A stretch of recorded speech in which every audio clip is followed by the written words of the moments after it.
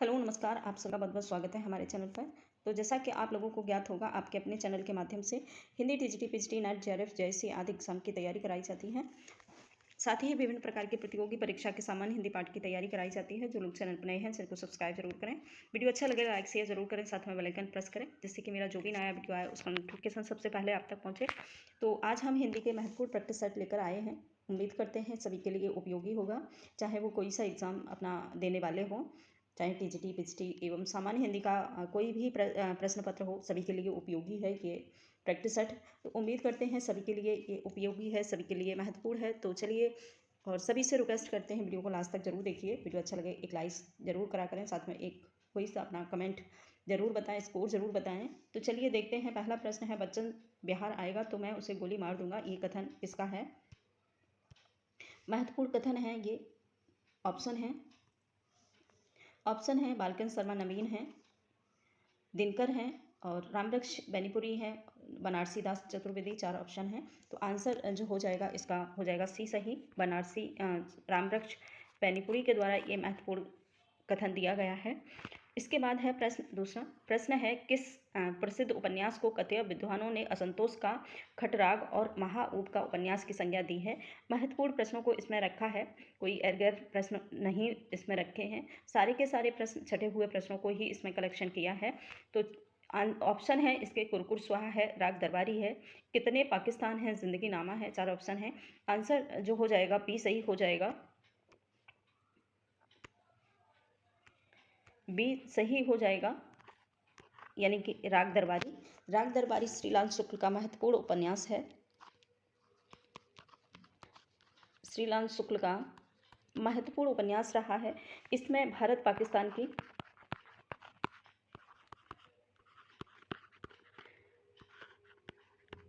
पाकिस्तान विभाजन पर आधारित ये उपन्यास है। और इसी में बहुत सारे ऐसे जो कथन हैं जो लोगों को के लिए मतलब ठीक नहीं है, उन्होंने उनके नज़र में वो ठीक नहीं है, और उसी को देखते हुए ये कथन कहा गया है कि ये जो उपन्यास है वो असंतोष का है, खटराग है, महाऊब है, ऐसी संज्ञा दी है विद्वानों के अनुसार। और तो ये आंसर इसका हो जाएगा राग दरबारी। ठीक है। इसके बाद है प्रश्न दूसरा। प्रश्न है, हंस पत्रिका का नामकरण करने का श्रेय किस विद्वान को दिया जाता है? हंस पत्रिका प्रकाशित हुई थी 1930 में। 1930 में प्रकाशित हुई थी हंस पत्रिका, और इसका प्रकाशन जो किया था प्रेमचंद्र ने किया था। प्रेमचंद के द्वारा किया गया था इसका प्रकाशन। ठीक है। और इसके जो प्रेमचंद ने इसका प्रकाशन किया है 1900। कभी कभार क्या होता है कि ये पूछ लिया जाता है कि प्रेमचंद ने इसका जो प्रकाशन किया था हंस पत्रिका का, वो कब से कब तक किया था, तो इसीलिए सारी जानकारी होना ज़रूरी है। तो इन्होंने इसका हंस पत्रिका का प्रकाशन 1936 से लेकर के 86 तक प्रकाशन किया है। इसके बाद 86 के बाद किया था 86 के बाद किया है राजेंद्र यादव ने। तो इन्होंने किया है लगभग 2013 तक राजेंद्र यादव इसके प्रकाशक रहे हैं। इसके बाद इनकी बेटी ने इनका प्रकाशन किया है इसी पत्र का। इनकी बेटी का नाम है रचना यादव। आज अगर देखा जाए तो हंस पत्रिका की प्रकाशित करती हैं। तो आंसर जो हो जाएगा इसका प्रेमचंद हो जाएगा। महत्वपूर्ण प्रश्न है, रिपीटेड प्रश्न है, बहुत बार ये आता है प्रश्न। आंसर इसका ए हो जाएगा। इसके बाद है प्रश्न दूसरा। मतवाला सप्ताह के किस दिन प्रकाशित हुआ करता था? मतवाला महत्वपूर्ण प्रश्न साप्ताहिक पत्र है। पूछा है ये किस दिन प्रकाशित हुआ करता था, यानी कि सप्ताह के कौन से दिन इसका जो प्रकाशन होता था, किस दिन निकलता था। ऑप्शन है सोमवार है, बुधवार है, गुरुवार है और शनिवार है। तो आंसर जो हो जाएगा ये डी सही हो जाएगा, यानी कि शनिवार के दिन ये मतवाला का प्रकाशित होता था, निकलता था। और ये निराला के द्वारा निकाला गया है। निराला के द्वारा कलकत्ता से निकाला गया था। कलकत्ता से इसका प्रकाशन होता था, निराला के द्वारा निकाला गया था, सूर्यकांत त्रिपाठी निराला। और तो आंसर इसका हो जाएगा डी सही, यानी कि शनिवार। इसके बाद देखते हैं दूसरा प्रश्न है मृदुला गर्ग को उनके किस उपन्यास के लिए गिरफ्तार किया गया था? महत्वपूर्ण प्रश्न है ये। प्रश्न आप जरूर नोट करें अपने नोट्स में अगर कोई लिख रहे हैं, जो लोग लिख रहे हैं वो नोट कर लें, और जो लोग नहीं लिख रहे हैं उसे वो भी लोग अपने नोट्स में ऐड करें इस प्रश्न को, क्योंकि महत्वपूर्ण प्रश्न हैं, कहीं कभार ही मिल पाते हैं। और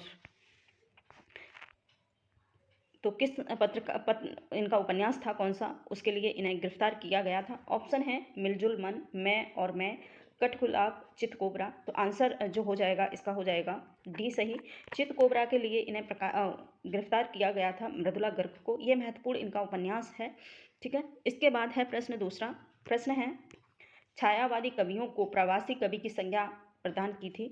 ऐसा बोला जाता है कि जो छायावादी कवि उन्हें न कह करके प्रवासी कवि कहा है, ये हमें बताना है किसने कहा है। ऑप्शन है रामचंद्र शुक्ल ने कहा है, नागेंद्र ने कहा है, दिनकर ने कहा है, या फिर नंद दुलारे वाजपेयी ने कहा है। 4 ऑप्शन है, तो आंसर जो हो जाएगा हमारा हो जाएगा सी सही, दिनकर।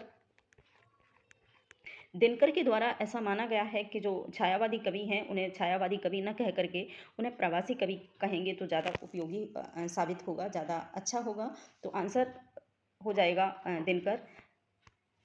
ठीक है, इसके बाद है प्रश्न दूसरा। प्रश्न है कडप्पा के गुरु कौन थे। हमारे जो कडप्पा के गुरु कौन थे ये हमें बताने हैं। ठीक है, ऑप्शन है सरप्पा थे, कुरुप्पा थे, लुइप्पा थे, या फिर जालंधर थे।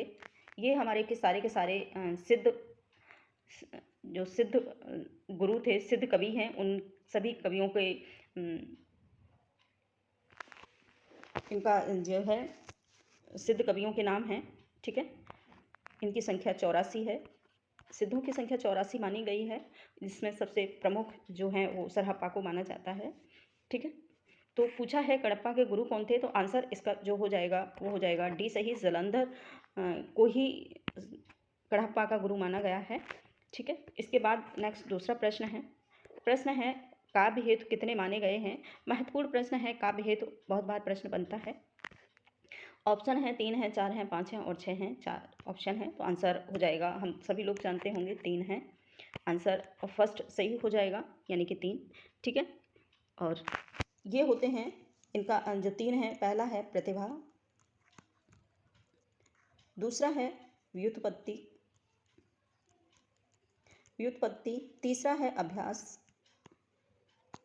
अभ्यास। इस प्रकार से काव्य के 3 हेतु माने गए हैं। इनका होना काव्य में बहुत ज़रूरी होता है। प्रतिभा के बिना काव्य की रचना नहीं की जा सकती, अभ्यास के बिना नहीं। और जब तक हम ये नहीं सोचेंगे कि क्या करना है, किस चीज़ की ज़रूरत है, किस पे हमें कविता लिखना है, तब तक हम कविता को, काव्य को नहीं लिख सकते हैं। तो ये काव्य के प्रमुख विद्वानों के द्वारा 3 हेतु बताए गए हैं, आप सभी लोग इसे ऐड कर लेंगे। इसके बाद है प्रश्न दूसरा।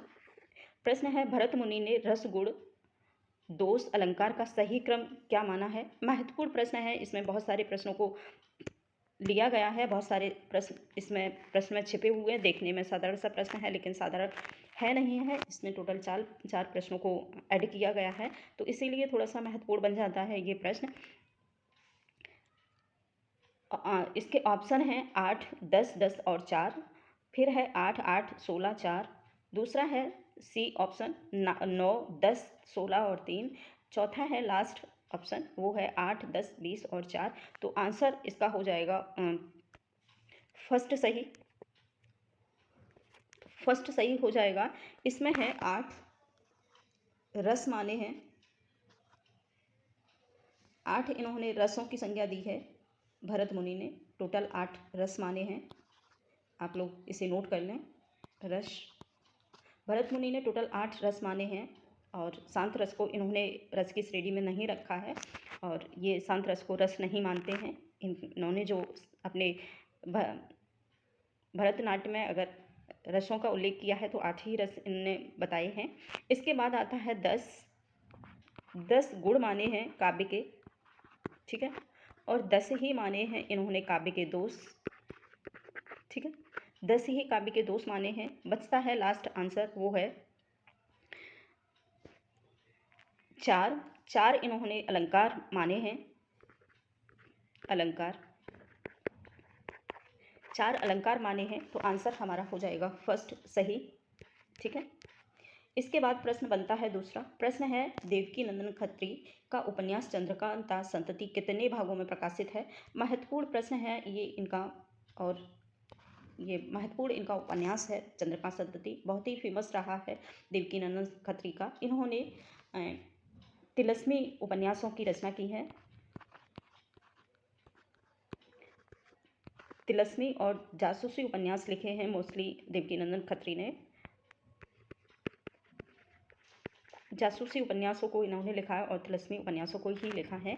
तो इसमें इनका जो उपन्यास है चंद्रकांता संतति, ये है एक तिलस्मी उपन्यास की संज्ञा श्रेणी में आता है। तो पूछा है इनके कुल कितने भागों में प्रकाशित रहा है ये महत्वपूर्ण उपन्यास। तो आंसर है, ऑप्शन है 16 है, 21 है, 24 है और 26 है। तो आंसर जो हो जाएगा इसका हो जाएगा 24 टोटल भागों में प्रकाशित किया है इन्होंने अपने इस उपन्यास को। बहुत ही प्रसिद्ध रहा है इनका महत्वपूर्ण उपन्यास। इसके बाद है प्रश्न दूसरा। प्रश्न है काव्य लक्षण का आरंभ होता है। महत्वपूर्ण प्रश्न है काव्य लक्षण का आरंभ होता है, ये किसके द्वारा कहा गया है। ऑप्शन है भामा से, या फिर मम्मट से, विश्वनाथ से, या फिर जगन्नाथ से। तो काव्य के जो लक्षणों का आरंभ माना जाता है वो भामा से माना जाता है। ठीक है, आंसर इसका फर्स्ट सही हो जाएगा, भामा। इसके बाद है प्रश्न दूसरा। अपने अपने पिंजरे किसकी कृति है। ठीक है, ये बहुत ही फेमस रचना है, आप लोग जरूर अपने नोट्स में ऐड कर लें इसको, इस प्रश्न को। बहुत महत्वपूर्ण रचना है ये, अपने अपने पिंजरे। ऑप्शन है ओम प्रकाश वाल्मीकि हैं, सूरजपाल हैं, मोहनदास नेमिष राय हैं, या फिर रमानाथ अवस्थी हैं। 4 ऑप्शन हैं। तो आंसर जो हो जाएगा इसका हो जाएगा सी सही। मोहनदास नेमिष राय के द्वारा ही ये उपन्यास लिखा, वो कृति लिखी गई है। मोहनदास नेमिष राय यह एक दलित साहित्यकार हैं, साहित्यकार की श्रेणी में आते हैं। ठीक है, और ये सारे के सारे ही दलित साहित्यकार हैं, और दलित साहित्यकार कोई ना कोई एक प्रश्न जरूर बनता है दलित साहित्य से। तो इसीलिए सभी से निवेदन है इसको जरूर ऐड करें अपने नोट्स में, क्योंकि महत्वपूर्ण प्रश्न हैं ये, और इनकी रचना भी बहुत ही बार रिपीट हुई है, अपने अपने पिंजरे। तो ज़रूर इसको ऐड कर लें। इसके बाद है प्रश्न दूसरा। प्रश्न है बहुत उड़ लिए अंबर में, अब तो धरती पर उतरो। छायावाद की आलोचना में लिखी गई ये पंक्तियाँ किसकी हैं, ये बताना है। ऑप्शन है नामवर सिंह की हैं, मुकुटधर पांडे की हैं, पद्म सिंह शर्मा कमलेश की हैं, या फिर रामधारी सिंह दिनकर की हैं। तो आंसर इसका हो जाएगा पद्म सिंह शर्मा कमलेश के द्वारा ये छायावाद के लिए महत्वपूर्ण पंक्तियाँ लिखी गई हैं, और आंसर इसका हो जाएगा सी सही, पद्म सिंह शर्मा कमलेश। इसके बाद है प्रश्न दूसरा। किस विद्वान ने मिश्र बंधु विनोद को बड़ा भारी कवित संग्रह या फिर प्रकांड कवि व्रत संग्रह कहकर उल्लेख किया है। अच्छा सब प्रश्न है, ऐतिहासिक प्रश्न है, हिंदी साहित्य के इतिहास से रिलेटेड है। तो ऑप्शन है नागेंद्र हैं, रामचंद्र शुक्ल हैं, और महावीर प्रसाद द्विवेदी हैं, हरिशंकर प्रसाद द्विवेदी हैं, हजारी प्रसाद द्विवेदी हैं, सॉरी। 4 ऑप्शन हैं। तो आंसर जो हो जाएगा इसका हो जाएगा रामचंद्र शुक्ल। आंसर हो जाएगा इसका फर्स्ट सही, रामचंद्र शुक्ल। रामचंद्र शुक्ल के द्वारा ही ये कथन उल्लेखित किया गया है, इन्होंने मिश्र बंधु विनोद के विषय में कहा है। ठीक है, इसके बाद है प्रश्न 15। प्रश्न है किसने ये कहा कि अभिधा उत्तम काव्य है। महत्वपूर्ण ये प्रश्न है, दूसरे ढंग से घुमा के बोल दिया है, बस से बहुत बार ये प्रश्न रिपीट हुआ है। अभिधा उत्तम काव्य है, मध्य लक्षणाहीन, ऐसे करके ये पंक्तियाँ हैं। ऑप्शन है कुमार भट्ट हैं, दूसरे भामा हैं, विश्वनाथ हैं और देव हैं। तो आंसर जो हो जाएगा इसका हो जाएगा देव के द्वारा ये महत्वपूर्ण कथन दिया गया है, अभिधा उत्तम काव्य है, मध्य लक्षणाहीन। ठीक है, इसके बाद है प्रश्न दूसरा। प्रश्न है प्रेमचंद के बाद हिंदी कहानी को नवीन आयाम किसने प्रदान किया था। ऑप्शन है जैनेंद्र हैं, यशपाल हैं, मोहन राकेश हैं, राजेंद्र यादव हैं। 4 ऑप्शन हैं। तो आंसर इसका हो जाएगा जैनेंद्र।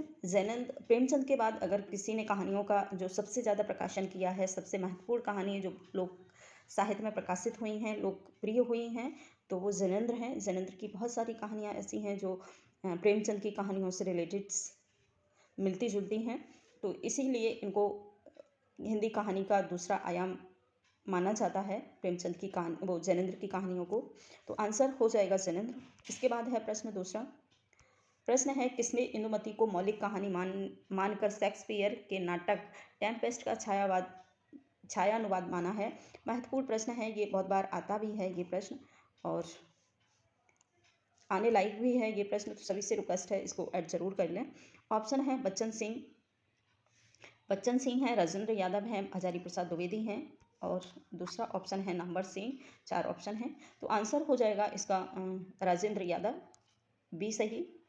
राजेंद्र यादव के द्वारा इंदुमती को जो किशोरीलाल गोस्वामी की प्रकाशित महत्वपूर्ण पहली कहानी मानी जाती है, उसे इन्होंने राजेंद्र यादव ने शेक्सपियर के जो नाटक है टेम्पेस्ट, उसका छाया अनुवाद माना है। और इन्होंने कहा है ये मौलिक कहानी के रूप में नहीं रह सकती क्योंकि ये अनुवादित कहानी है, ऐसा इनका मानना है राजेंद्र यादव का, इसीलिए ये प्रमुख बन जाती है प्रश्न। तो आंसर हमारा है राजेंद्र यादव। इसके बाद है नेक्स्ट दूसरा प्रश्न, शेक्सपियर के नाटक मैनचेस्टर और वेनिस भारतेंद्र ने किस नाम से अनुवाद किया है? ये महत्वपूर्ण है। भारतेंद्र के 2 प्रकार के नाटक भारतेंद्र ने लिखे हैं, एक अनुवादित और हैं मौलिक। 2 प्रकार के इन्होंने नाटक लिखे हैं, तो ये अनुवादित नाटक में बताना है कि जो इन्होंने मैनचेस्टर और वेनिस किसका अनुवाद किया है, किस नाम से है उनका ये प्रमुख नाटक। ऑप्शन है नहुस है, प्रबोध चंद्रोदय है, दुर्लभ बंधु है और भारत दुर्दशा है। तो आंसर जो हो जाएगा इसका हो जाएगा दुर्लभ बंधु। ठीक है, दुर्लभ बंधु मैनचेस्टर और वेनिस का अनुवाद माना जाता है। शेक्सपियर का ये प्रमुख नाटक रहा है और उसी का इन्होंने अनुवाद किया है दुर्लभ बंधु के नाम से। ठीक है, इसके बाद है आहूत कहानी संग्रह के लेखक हैं, किसका है आहूत कहानी संग्रह? ऑप्शन है अज्ञे हैं, जैनेंद्र हैं, यशपाल हैं या फिर इलाचंद जोशी हैं। तो आंसर जो हो जाएगा डी सही, यानी कि 4 सही हो जाएगा, इलाचंद जोशी के द्वारा ही ये महत्वपूर्ण कहानी संग्रह है आहूत। ठीक है, इसके बाद है नेक्स्ट दूसरा प्रश्न, काव्य की आत्मा किसे कहा जाता है, ये बताना है। ऑप्शन है रस है, अलंकार है, छंद है, उपयुक्त में से कोई भी नहीं। तो आंसर जैसा कि हम कह सकते हैं रस को, अगर काव्य को किसी चीज़ की महत्वपूर्ण सबसे ज़्यादा ज़रूरत है या फिर किसी काव्य उसके बिना आगे नहीं चल सकता है, तो वो है रस ही काव्य की आत्मा माना जाता है। इसके बाद है प्रश्न दूसरा। प्रश्न है, भरत मुनि ने रससूत्र में निम्नलिखित में से किसका उल्लेख नहीं किया है? ठीक है, ये बताना है किसका उल्लेख नहीं किया है उन्होंने अपने जो रचना है, ठीक है, रससूत्र में। ऑप्शन है स्थायी भाव है, विभाव है, अनुभाव है और व्यभिचारी भाव है। 4 हैं ऑप्शन है, तो आंसर जो हो जाएगा विभाव को इन्होंने अपने उसमें नहीं माना है, रससूत्र में उसका उल्लेख नहीं किया है विभाव का। ठीक है, इसके बाद है नेक्स्ट दूसरा प्रश्न है, वृंदावन वर्मा का नाटक निस्तार संबंधित है किससे? कृषक समस्या से है, नारी समस्या से, हरिजन समस्या से या फिर राजनीति दल बंद समस्या से है। 4 ऑप्शन हैं, तो आंसर जो हो जाएगा वो हो जाएगा नारी समस्या। वृंदावन लाल वर्मा एक बहुत ही समाज सुधारक के रूप में इन्होंने अपनी रचनाएं की हैं, साथ ही इन्होंने ऐतिहासिक नाटक और उपन्यास लिखे हैं, कहानियाँ लिखी हैं। वृंदावन लाल वर्मा एक ऐतिहासिक कथाकार माने जाते हैं, तो आंसर है बी सही, यानी कि इन्होंने निस्तार जो है नाटक है इनका, उसमें नारी समस्या का उल्लेख किया है। ठीक है, इसके बाद है प्रश्न दूसरा। प्रश्न है 23, शकुंतला नाटक से संबंधित असत्य कथन कौन सा है? ठीक है, शकुंतला नाटक जो है उसका संबंधित असत्य कथन बताना है। ऑप्शन है यह खड़ी बोली का प्रथम नाटक है, इसके लेखक का नाम लक्ष्मण सिंह है, यह एक मौलिक नाटक है और यह नाटक 1863 में लिखा गया था। तो आंसर जो हो जाएगा, असत्य कथन हमको बताना है, तो आंसर हो जाएगा इसका कि यह एक मौलिक नाटक है, यह एक मौलिक नाटक नहीं है शकुंतला। ठीक है, यह कालिदास का जो नाटक है अभिज्ञान शाकुंतलम, उसका अनुवादित रूप रहा है और ये लक्ष्मण सिंह के द्वारा लिखा हुआ है। लक्ष्मण सिंह के द्वारा ये लिखा हुआ महत्वपूर्ण नाटक है शकुंतला। ठीक है, तो आंसर इसका हो जाएगा सही। इसके बाद है प्रश्न दूसरा, पन्नाधाय के अलौकिक त्याग को ऐतिहासिक वृत्ति लेकर रचित नाटक राजमुकुट के लेखक कौन हैं? ये महत्वपूर्ण प्रश्न है। ये इसमें जो पन्नाधाय का एक महत्वपूर्ण नाटक रहा है, उसको लेकर, उसकी रचनाओं को लेकर दूसरा ये नाटक लिखा गया है राजमुकुट। बताना है ये किसका है। ऑप्शन है गोविंद बल्लभ पंत का है, दूसरा है उदयशंकर भट्ट का है, रुद्रदत्त शर्मा का, या फिर गया प्रसाद शुक्ल सनई का है। तो आंसर जो हो जाएगा इसका ए सही हो जाएगा। गोविंद बल्लभ पंत के द्वारा ये महत्वपूर्ण लिखा गया है नाटक। ठीक है, राजमुकुट। इसके बाद है प्रश्न लास्ट और महत्वपूर्ण प्रश्न है।